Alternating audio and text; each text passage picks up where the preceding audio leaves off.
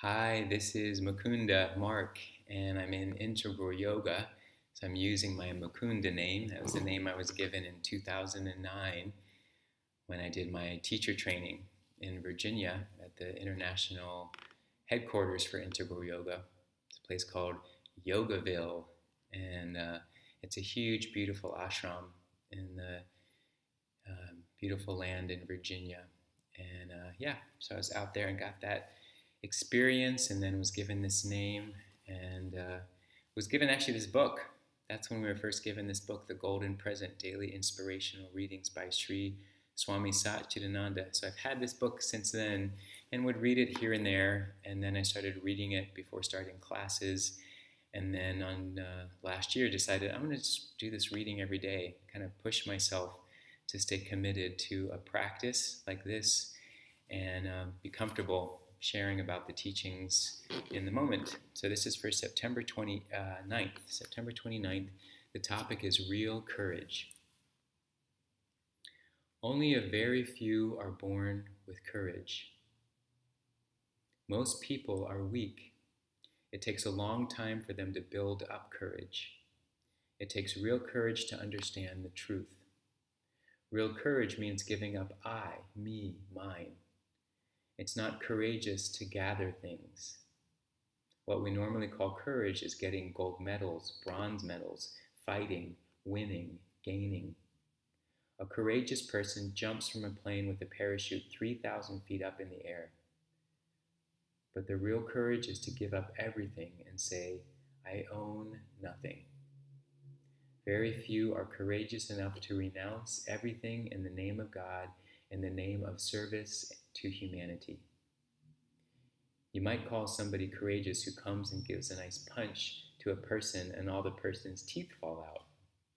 But if the fellow who got the hit smiles at him, is that all you are capable of? It doesn't matter. Don't worry. Maybe you haven't learned the lesson yet. I forgive you. Who is courageous then? It takes more courage to forgive someone, and much more courage to forget. Even after forgiving, you might still remember. But to forget takes a lot of courage, a lot of training of the mind.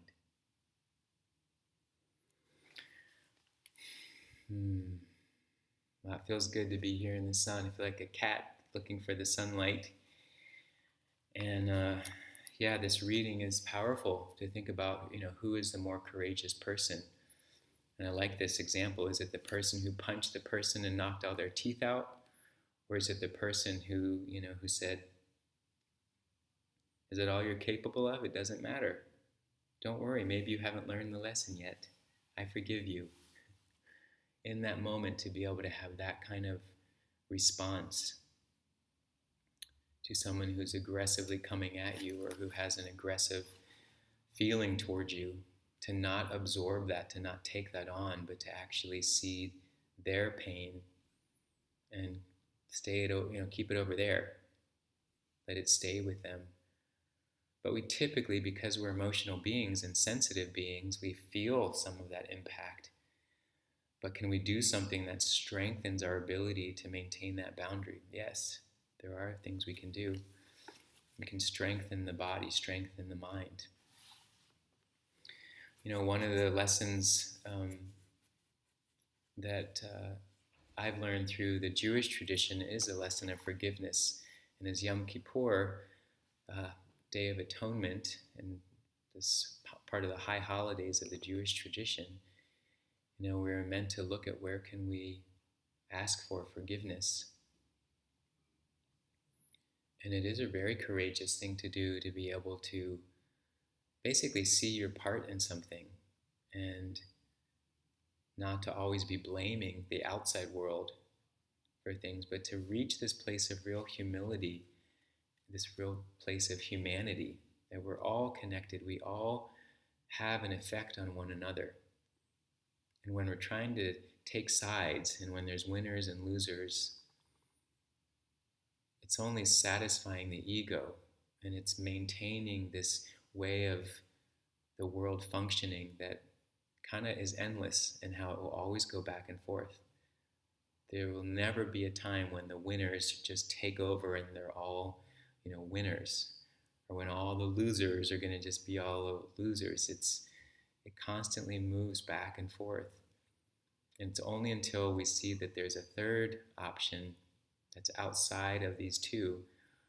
And what I've learned in the teachings basically is that that third option is oneness. There's not a winner and a loser. There's just we. There's just us. Our minds, our egos need to create a story because it's,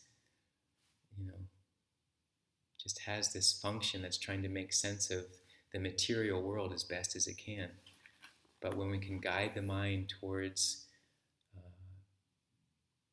a way that helps us think of the interconnectedness of everything, that's why I like some of these stories in the Hindu tradition and even the myths.